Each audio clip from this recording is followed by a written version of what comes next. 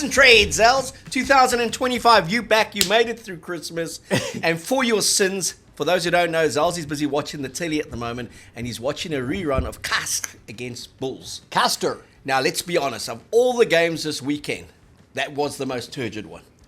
It was like watching the Falcons play the Pumas on a Friday night. So I actually enjoyed the first half of this match. And in the second, Jake, he apparently got your WhatsApp. Okay? I really did. And you know, the Bulls sent over not their strongest team for this. And in a way, I feel like the message that came out of that game, for me, was that Jake should probably look at some of those guys to build the future of the Bulls around, because there was an energy and an excitement and a vibe about that team in the way that they played that was refreshing. That, I don't know, the Bulls have felt quite heavy to watch at times this season. But in this performance, guys like Namakaba, Mpilo Gumedi, Sintu, Manjezi, the lock, I thought they all... It just looked like the Bulls were giving it their all. And I think there's an energy and a vibe about that team that he put out there with Henry Immelman at fullback. I think it's easy to argue that some of those guys are not their best players, but there was a nice vibe about that team. And it was quite refreshing. I think Jake could definitely do something with those guys. So I know he said that, you know, some of these players lack experience, they need more game time, but maybe the only way to do that is to play these guys. Where the hell is Zels? Yeah. That negative guy from 2024. What happened to him? No. Hey? No. Now the Bulls go out and they win by 35-10. And you tell me not convinced with the performance. They take a 49-10 defeat. You say, I quite liked what I saw. Now, it wasn't not their full-strength side, their best side. It was their C sides with a bit of B players. There wasn't one in their 23 that was there. And that is my point. They conceded about 68 tries in the last 20 minutes of that game. They were in it. They were. Until they brought those guys on from the bench. That Bulls team actually had something going on. Okay. And I think there's something there. Okay, it's 2025. It's January. It's Monday. It's January the 13th. Eh? Yes, it is. We haven't delighted each other or you guys with our little rugged conversation in front of a camera for a couple of weeks. In that time, we had the Stormers in an incredible game in front of 46,000 people at the Cape Town DHL Stadium, beating the Sharks in the big Coastal Derby the week before they beat the Lions. For those who weren't there, it was an incredible occasion. 46,000 people. I tried to get a ferry for you across from Bloberg. It was a bit choppy this season. Too windy. Too windy. I couldn't get to Mbalula to bring you out in that yacht either. Yeah. But incredible advertisement for South African rugby in the URC. 28th of December, playing a game like that and getting that kind of result. Two heavyweights going for it. Rassie texts me afterwards to say, great game, but geez, only the South African way. About 15 oaks in hospital after that, because nothing given and nothing asked for. When the South African guys play each other, I think they go harder at each other than they ever do their international Without a doubt. So you know how those Springbok training sessions are on a Monday and Tuesday. Toughest game of the week. Then we went into Investec Champions Cup, EPCR Challenge Cup, and it was always going to be an uphill battle. Given the first two rounds in December, you drop a home game, you're in trouble immediately in the competition. But the Stormers and the Sharks, kudos to the South African rugby supporters. When we think in SA20 cricket, when we think in Proteas, who, by the way, are going to Lords in June, and so am I, to watch some Test cricket. All sponsorships will be gladly received, thank you. And I'd like to fly economy premium because I'm not a snob, okay? But great cricketing result. But January is cricketing season in South Africa. And for our guys we're into our third season of playing Champions Cup and Challenge Cup, to actually produce those kind of performances, to get those crowds. The Sharks, 24,000. The Stormers officially 23,600, but I know there were a few more there. But those two, the only two to get over 20,000 for these club games. It could be that the other club grounds don't take 20,000. Thorman Park, 22,000 for Munster against Saracens. But 1 and 2, we take that victory from this weekend. The South African support base, top 2 of crowd attendance in the Investec Champions Cup, and that makes us winners. Surely that should be worth a couple of log points. That should be worth 5, actually, eh? Maybe 4 a log point per 10,000. Exactly. We're going to go through the games that matter. We won't start with Leinster and La Rochelle, but it did matter. Epic game, test Very match good. rugby. Very good. Let's just start off with the perfect storm. Ooh. I did say to the CEO and the owner of the Stormers that I would work it into an intro. 40 zip, the perfect storm. We're like 10 minutes into the show, mate. That's not the intro. Oh no, he did say that if we struggle, they say they stole our thunder. Ooh, I like that. But the perfect storm, and it wasn't the 40 points that the Stormers scored against the Sail Sharks. It was the fact that they conceded 0. Norman Laker, yo biscuit. Yeah, I'm sure you'll be very, very chuffed with that. Very, Only had to buy chuffed. everyone And donuts. Yeah. All week. And then in Paris, you know how expensive they are. That's why this team generally tries to at least allow some points, because if France Malherbe has too many donuts, mate. Francis, look, I was down at training on Wednesday. I like to get down to the stadium occasionally. Go on! Couldn't make the press conference, but I was there chatting to some of the boys. But Francis looking ripped and lean. Lean and mean. That guy's going to 2027. He's lean going mince, mate. to the World Cup, all things considered. But a guy who's pushing and pushing and pushing. He was absolutely outstanding when he came on. One of my favorite players, one of my favorite characters, Nietlin Fushi. I'm glad you finally come around to Nietas. I was always around to Nietas. When him and Tank Lanning working with him, it was magnificent. I met him in the gym a couple of times. We had a conversation because neither of us have got calves. So we spoke about leg training a little bit. And no, we didn't. I mean, I just said carbs. I was going to say we can sort something out for Nietlin. I did see him in the gym. We didn't talk about carbs. Fantastic, and I think that's going to be a common theme. We've spoken about it, where I think there's a lot of guys who are hungry to break into this box squad, and I think there's some guys that are, I'm not talking specifically about France Malherbe here, but I think there are some aging double world champions in the box squad who maybe are not going to be able to compete on the hunger front in domestic rugby with guys who've got nothing to lose. And you've got to manage your body if you're in your mid-30s going to the 2027 World Cup. And I think there's some potentially younger players coming through who can play like every game is their final. So it's going to be interesting to see that dynamic play out in the URC and etc.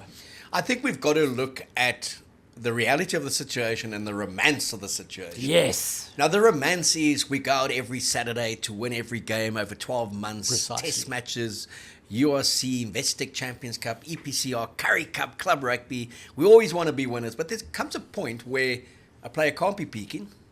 There comes a point where you can't play your best 23. Somebody should have told Stuart Hogg, mate. And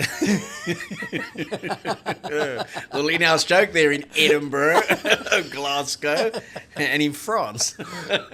For those who don't know, Stuart Hogg has obviously been charged, convicted of emotional harassment and abuse of his ex-partner. And that's why he's now going to be living in France. The show got very serious very quickly. Well, you put it in that way. Now, that wasn't in the script, mate. read the dummy cards. You've gone off script again. I thought you said read the cards, dummy. You've gone off script. Time to bring Ricky back. The reality is that a lot of people were asking me over... Every time I go to the spa, I go to Tops, and normally at Tops more than the spa. They ask me, like, what's going on with our rugby? Come on, man. Why are we losing? Like, what? Why are we losing to who? Yeah. To 21 internationals in the Toulouse side or to 21 internationals in the Toulon side? Correct. So it's a huge education that has to happen. I wrote about it in the Sun Air Times. You've written about it on SARugbymag magazine. So have all your many, many writers that you have, your content creators. We've done videos about it. There have been 29 titles won in the Champions Cup, formerly called the Heineken Cup, now the Investec Champions Cup. 29 titles. Toulouse have won 6 of those 29. Leinster have won 4. Everyone puts this Leinster side top of the pedestal. The go-to guys. They started competing in 1995-96. They won their first title in 2009-10 season. Yeah. As Johnny Sexton, the iconic Johnny Sexton who played 10 for Leinster and Ireland, said, it took them the best part of 10 years to build a squad, but also to get a system going whereby they could play in the Champions Cup as we now know it and play in their domestic league, which was then the Celtic leagues, to try and be successful in both. We are into our 3rd season of playing Champions Cup and EPCR. 3 of our teams in the Champions Cup. It's a very shortened format. 2 at home, 2 away. Our 2 at home are also, you play 1, then you go overseas, you come back, play 2 URC, and then play 1, and then go overseas. It's fractured. It's hell of a hard. And if you drop a home game, you're pretty much out of it. And I think the big thing there for the Stormers, particularly, and then the Bulls, that Northampton Saints defeat by the Bulls at home, I think was their lot. I expected them to do better against Saracens, howling conditions. We accept that. But when they dropped to Saints at home, they should never have. And had they won that game, I'm sure we would have seen a pretty much full-strength side go to Cust, win comfortably there, and come back and beat Start, because they'll beat Start on the weekend. And that would have put them right at the top. That one game, and in the context of that game, wow, Northampton did well to hang in there and win it in the end, but the Bulls should have won that game by 15 or 20 points. True that. So that's my little tirade of how hard it is to win, but how significant one game in a pool stage of grouping of 4 matches can count against a team.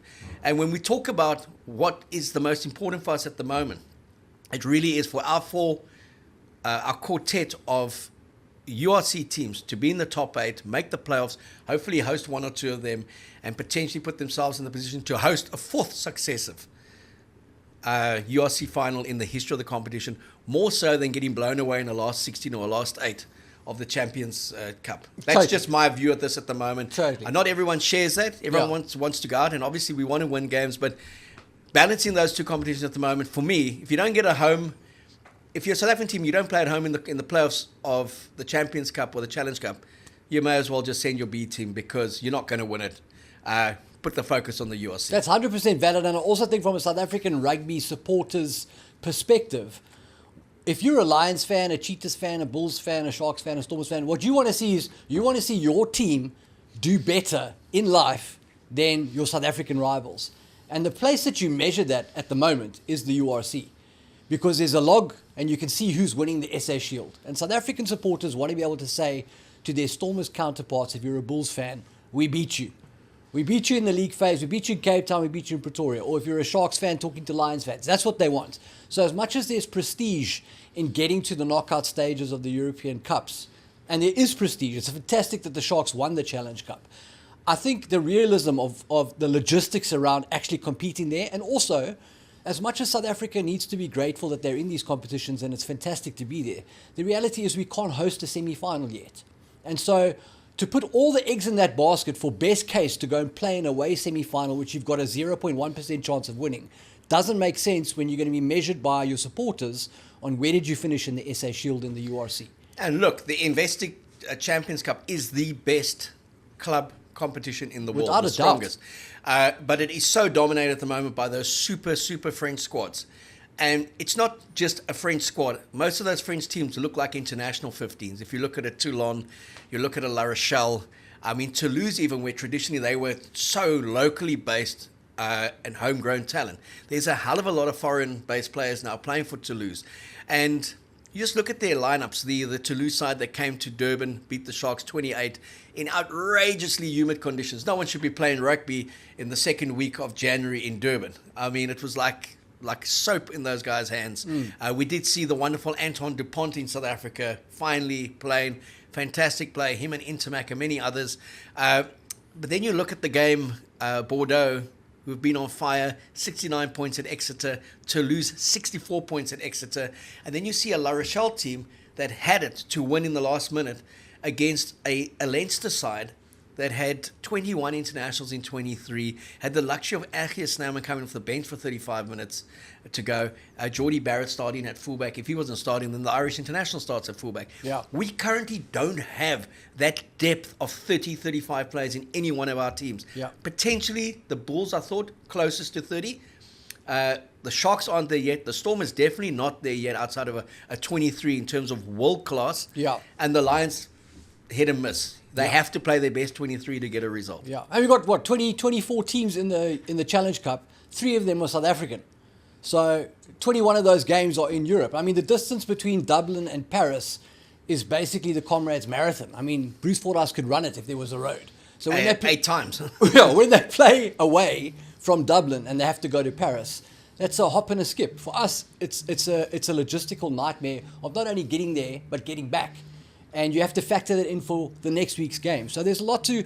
I'm not saying South African teams can never win this, but we have to get to the stage in our revenue model where we can afford to have a squad big enough to do it. Well, I think that just you think about how hard it is, and we just mentioned that, or I mentioned that earlier. We're playing for the 30th title. Leinster and Toulouse, basically 2 international teams, France and it's Ireland and France respectively, have won it 10 times between the 2 clubs out of the 30. it showed that incredible Toulon side that was a World 15, with they had 7 South Africans in it, how many Kiwis, how many Aussies, Argentinians, Fijians. They won it 3 in a row. Saracens also, super side, won it 3 in a row. The La Rochelle side that they built won it 2 in a row. But for the rest, it's like Munster back in the early days, Breve right in the beginning. There are so many good teams. You can't say we should win it. Why haven't we won it? We're into our 3rd season with travel demands that the other teams don't have in terms of how we travel there, the other competitions we play in. And I just want to say to the South African public, enjoy it for what it is. You've seen some of the best players in the world, Absolutely. some of the best clubs, but cut us some slack in terms of the South African teams and those coaches who have to manage. And as Leo Cullen, the director of rugby at Leinster, said, when we didn't play it in the first season we played URC, that's going to be the biggest challenge, is how we manage squad integration, how we manage 2 competitions. Totally. And when do you decide, my priority is now the URC, or my priority, like the Sharks did when they were out of the URC last year, the way back into the Champions Cup is Challenge Cup. Bingo. All the Boks came back and they won it convincingly. But I've loved the rugby. I love the rugby in the Champions Cup. Fantastic. It's because I'm not in the front row. I don't have to scrum down. In 40 degrees heat or in -2. But Stormers outstanding again in the way they dismantled Sale. The value of the Brunners coming back. Neertlin Forshia, Ruben van Heerden coming off the bench. Their bench started to look super strong again. You're looking at Warwick Galant just cooking at fullback there. A Ben Loader type player coming back into the mix. And then for me, we're going to get onto this now. Some of the young players, Jonathan Roach, I've seen him play for UCT. Bishop's old boy, his uncle played for the Natal side in the 1980s. Impressive when he played in the Currie Cup. To see him come in and make such an impact so early on, that's what you want to see come through in this competition at the moment, is that you've got 20, 21-year-old kids who, through injury or unavailability or through balancing of squads, get an opportunity and show that they're good enough to play against some of the best players in the world. Yeah, spot on. I think Roche is one of a couple of bright, shining centres coming through South African rugby at the moment. If you have a look at Ethan Hooker, who you've spoken about quite often, and then Jerenzo Julius Boogie scored a great try for the Sharks at the weekend. So lots of promising talent coming through, specifically in that part of the field. And 100% agree with your sentiment about giving youngsters a go in these competitions. It is a bit of trial baptism by fire, but it is a great way to fast track and separate the boys from the men, find out who's got the mentality and the mindset to cope with those pressures. If you looked at, we've had 3 rounds now, 1 to go.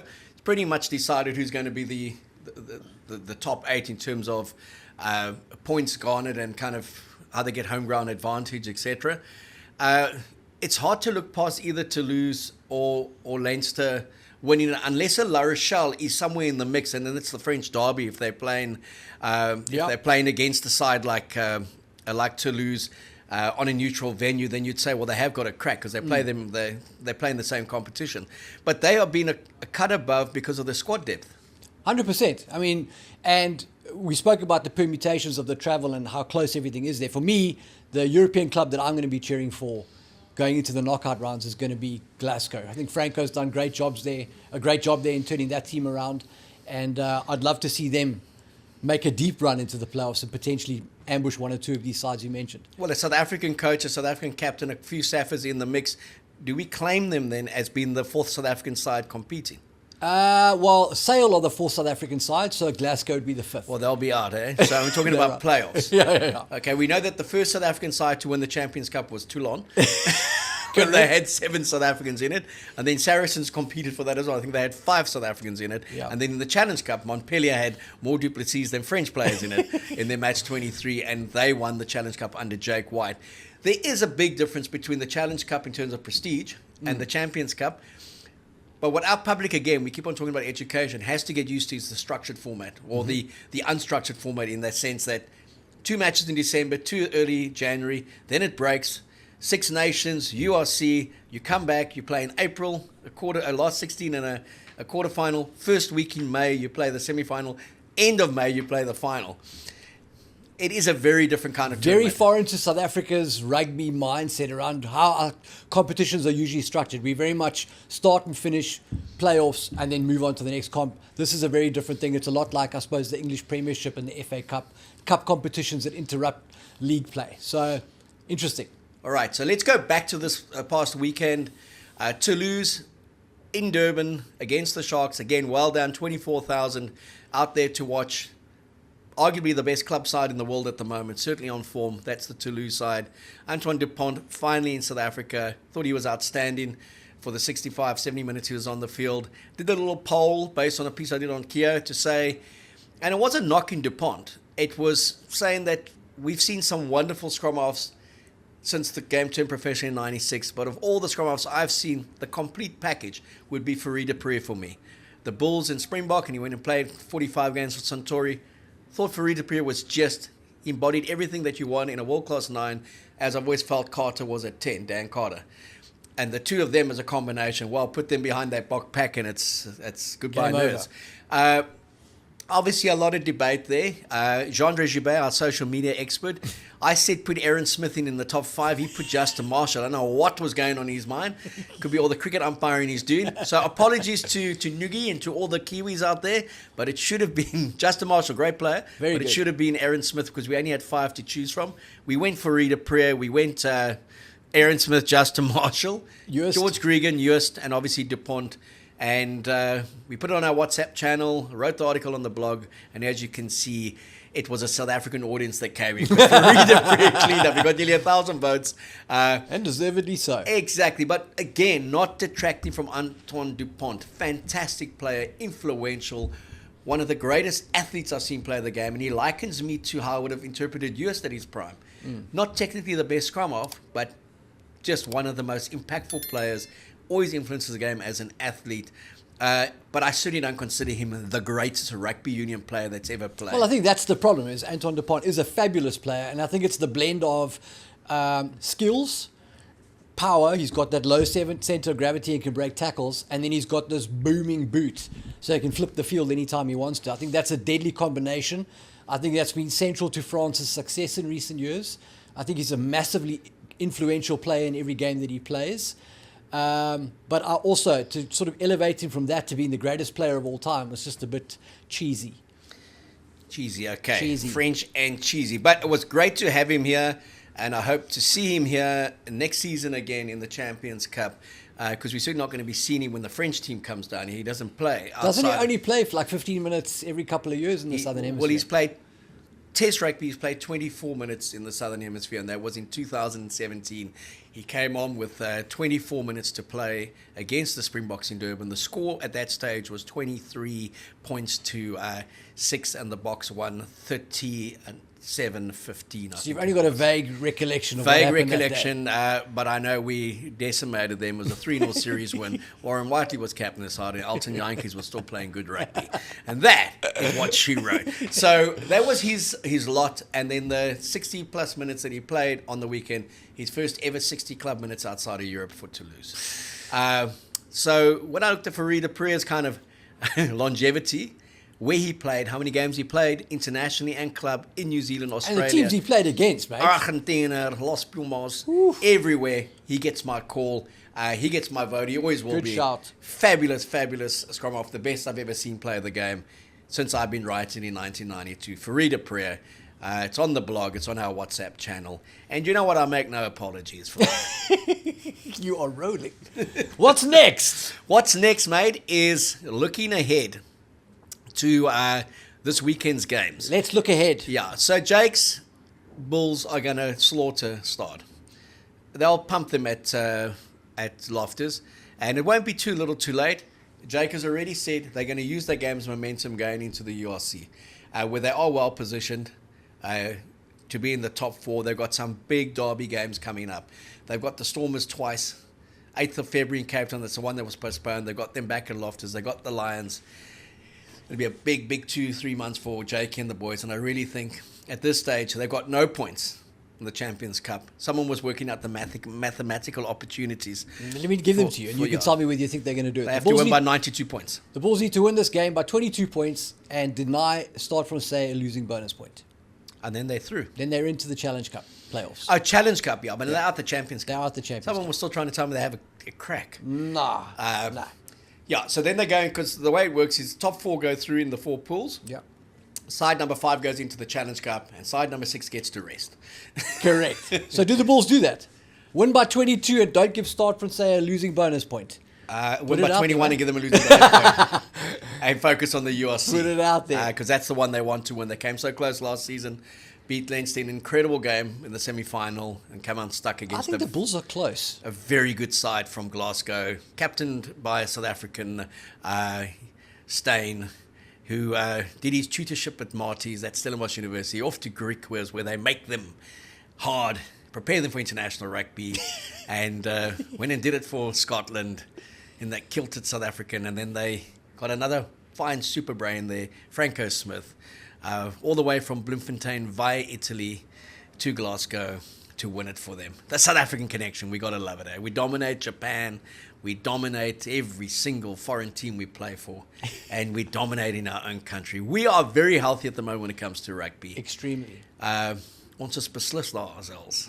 I'll take your word for it. 2025 is dit bokke en almal wat Suid-Afrikaanse rugby kan speel en ondersteun. I don't know if you want to get into it, but that box schedule this year is suddenly maybe one of the most exciting schedules we've seen in a long time. It is, but you've gone off script. We'll come back to that just now again. Sorry. Let's just wrap up this Wrap it up. Investec Cup, okay? And Challenge Cup. Firstly, a shout out to Francie Steyn and the Cheetahs in Amsterdam. I love seeing a Free State win against Zebre, one of the big rivalries between those two sides. Fantastic that they got the win. They got the draw against Montpellier earlier. They need maybe 1 point, 2 points, and they're in the playoffs.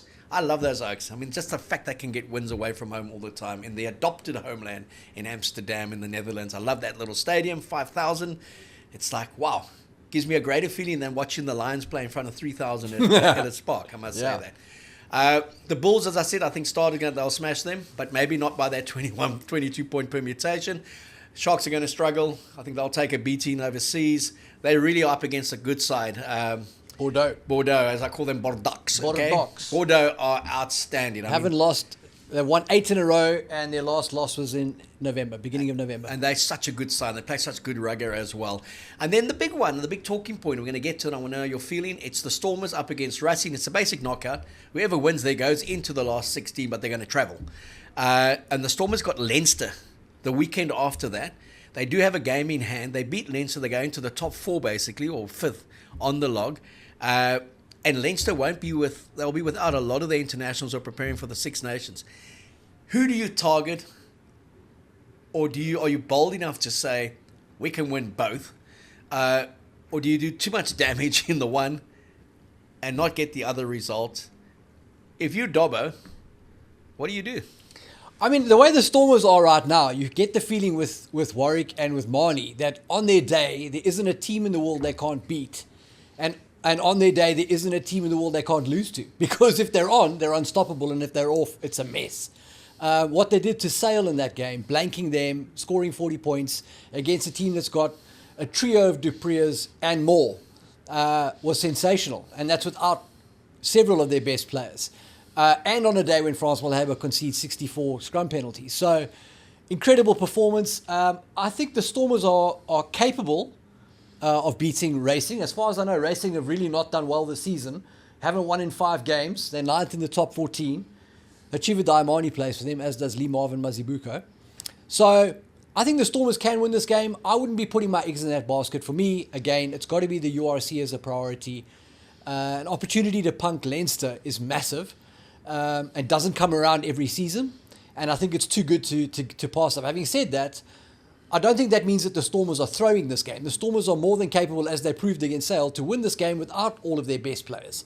I just don't think that the priority should be to potentially sacrifice the Leinster game to win this one. All right, we go back to the Stormers. I just want to talk about Sale Sharks. 3 Dupreas, 2 Curries, and a Cowan-Dickie. Delicious. And a Cowan-Dickie. Now, what I loved about JJ Kotze, got a restart for the Stormers. Line-out throwing was outstanding. But he was up against one of the most experienced, nasty hookers in world rugby. Hitman. He's the Northern Hemisphere version of Dane Coles, so Yeah. it shows how much we enjoy him. That's a good point. My memory of him at Cape Town Stadium was Cheslin Colby giving him the handoff in the Lions series on his way to a try. But an outstanding hooker. And JJ Kotze has been behind Joe Dwebe. He's been behind Andre Jugefente for the best part of 2 years. I know his studies are very important for him. But I really thought he fronted in so many departments and kind of showed he belongs there. He just needs to play a bit more. So for me, he was one of the standouts. JD Strickland, 50 caps. Nice to have him back. I think it's going to be when he plays for the Boks, not if he plays for the Boks. Yep. And great to see Samuel Murat get through his 5th game on the trot. Led by example. And then Dion Fourie, my goodness. To come back at his age after 9 months out of the game with a serious injury. And he said it to you guys in an interview on SA Rugby magazine. I'm not leaving on a golf cart, okay? That was 9 months ago when it's like, is this the end? And he's back. The experience he brings to that setup, it's just incredible to see guys who haven't had much game time get the opportunity and then play so well. And to think what still comes back. They have to be really good contenders if all their players are fit for that URC last night. And that's why I think Leinster is where the focus should be. Focus should be, because this Stormer side is capable of winning the URC, at worst making a semi-final, but they are still good enough to get a home quarter-final and then hope the Bulls knock over Leinster on the way, and then we're back. They've got a bunch of reinforcements coming back in the next month and a half. And it shows. And we spoke last time when Plumtree, when they asked him what happened with the Challenge Cup, and he said, my Springboks came back. Yeah. The difference in class when the top Springboks do come back is just so noticeable. And when you look at the South African squads, and I mean, Jake White texts to say spot on about the balancing of the competitions, but we also need to get a lot more players from South Africa based overseas back into our URC teams and our Challenge Cup and Champions Cup teams. And then also even look at maybe 3 marquee players per, where there's a special salary cap thing put to it. You can get 2 or 3 marquee players that aren't South African who play in your competition. Because imagine if we had an Arceus Snyman type, Geordie Barrett type setup that Leinster have. It's not like they need players, and that's what's coming off their bench. That's the alternative when their players are away. Wow. It's very hard to compete with that and to compete with those budgets at the moment. But I also think, as much as that's not false, the guys that are playing overseas are, I mean, it's not without exception, but they're not 22 and 23-year-olds. A lot of the guys that we want to bring back are sort of mid-career journeymen. Some of them are a little bit older. So I think we've got the players. I just think we've got to play the players. And yes, you're going to have to bite the bullet and feel the pain with some of these guys learning some lessons. But Roche is a great example of a guy who's come through. He played in a 40-0 win against Sale. So, you know, if we brought back Burger Oudendal to be the Stormers' backup, and he started that game, where's Johnny Roche? Nowhere. So we've got the guys, I think. But you just got to have the faith, and you've got to have the systems, and I think that's maybe where the Sharks can improve. It's a bit helter-skelter there. If we've got the systems, I think you can see these youngsters come through.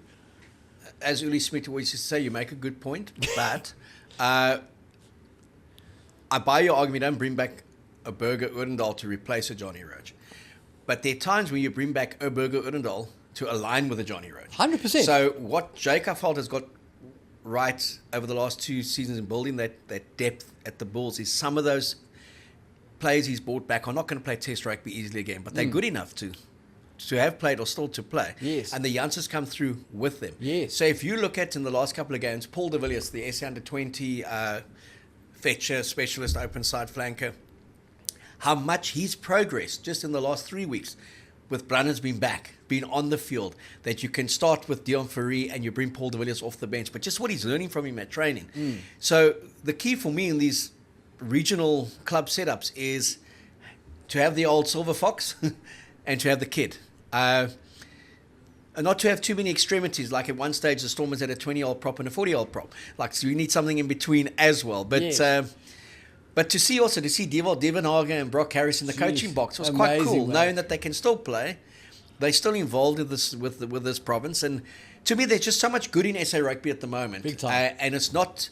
I don't want people to think what's going on with our rugby in January, because we're not knocking over the likes of Toulouse. We're struggling against a Toulon with players injured. We're getting a poor result with a youthful team that went over in the Bulls' case, because no one blinks when Toulon didn't win a game in the pool stages last year, when Stade Francais didn't win a game, yet they went on to finish 2nd and 4th in the top 14, qualified, and basically were in those playoffs. And then you look at the English sides that struggled, so the Sales of the world, they ended in the top 5 of the Premiership. So Exeter have won this Champions Cup a couple of years back. everyone raving about how good they are. They've had a torrid season, shipping 69 points at home, 64 points at home. Now, there's an understanding that they're going through some form of transition and they're battling and they're up against two good teams. For our public, imagine if the Bulls and the Stormers took 69 at home against one of these French sides. We'd be saying, well, why are they bothering playing? These guys historically know that it's a competition. If you're out of it in the first month, you make sure you do well in your domestic competition. You come back the next year stronger. Yeah.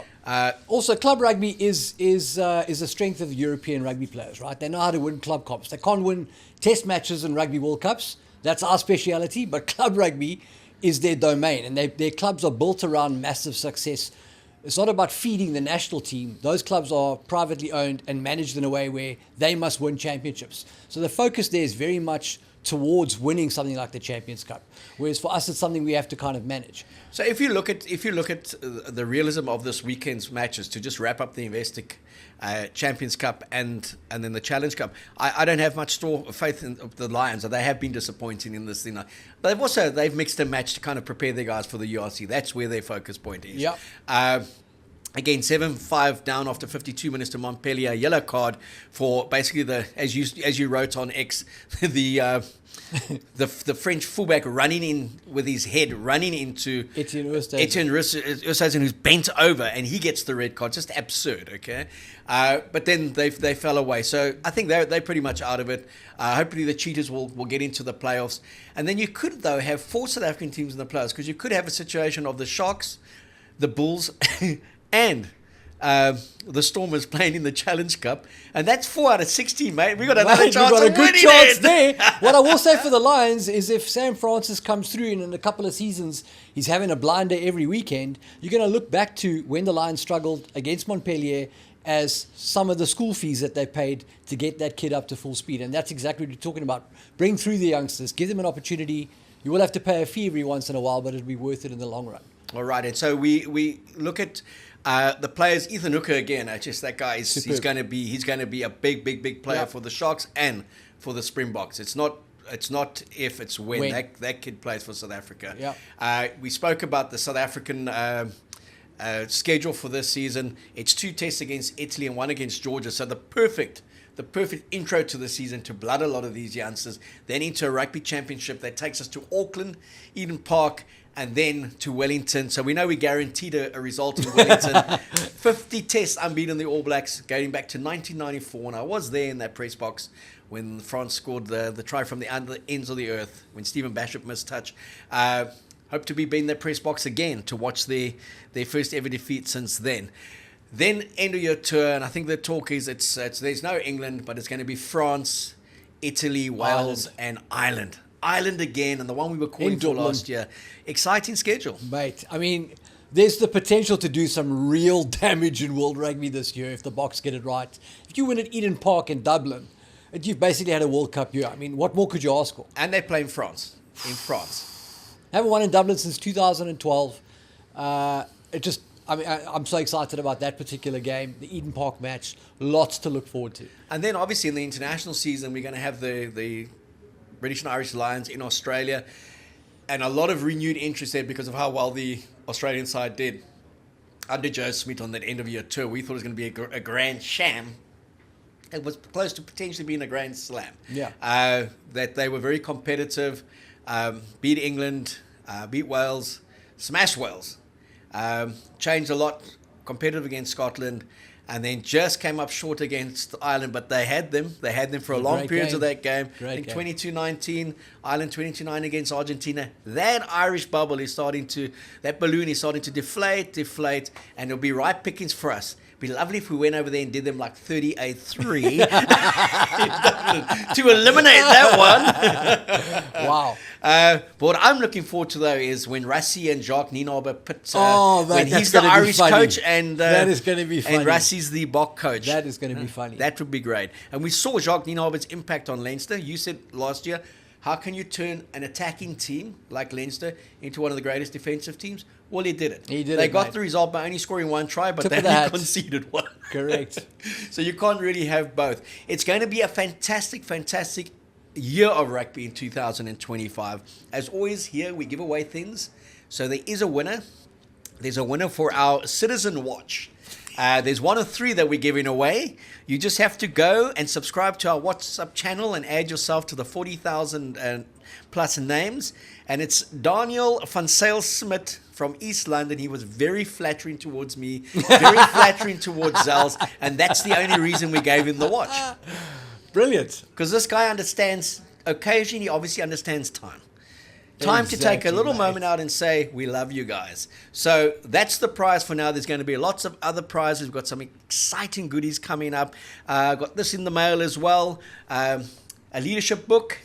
Tom Dawson Squib, written with Nick Rossley, brother of Gareth Rossley. Rhonda Bosch, all boys, I do believe. UCT, Tom's worked with Dobbo, with the Stormers. Dobbo does the forward. It's a long forward. I'll be reading it tonight, all of 5 pages. But Tom's worked with the Proteas. He's worked with Gary Kirsten with Pakistan. He's worked with several international teams, international sports person. It's on leadership in sport. Also very successful with the Ike Tigers at a time where you also were the Ike Tigers. And we've got to give Zal some credit there for his data analysis and his statistic input. I think Tom chased you away after a while, didn't he? Hey? Too many numbers, man. Yeah, you just wanted a kick for field position. He wanted a run. Damn straight. Hey? So... nice to get a little gift like that. Thanks to Tom and Nick for the notes and for the book. Thanks to Citizen for the watches. Thanks to every South African rugby player for playing the game in January. We really do appreciate it. Thanks to you guys for watching. We got 20 million plus eyeballs in the last 4 or 5 months of last season. We're aiming for a lot more this season. Zels, it's wonderful that you made it through Christmas. Just by popular demand, we just want to know, did your mate Ricky make it through? Ricky had a great festive season. He enjoyed himself. Probably ate a little bit too much. I don't know if you can tell, but I'm back and I'm ready for what's coming this year. I hope you're going to join me. All right, last thing to go. Racing Stormers? I'm going to say the Stormers don't win. I'm going to say the Stormers lose this one by less than 5 points. Racing by 3. All right, Sharks? Sharks don't win, but they do qualify. Bulls are going to do it. Bulls are going to win by more than 22 points or more. All right, so this weekend, it's a Bulls win, and as Jake White would tell you, you're only as good as your last game.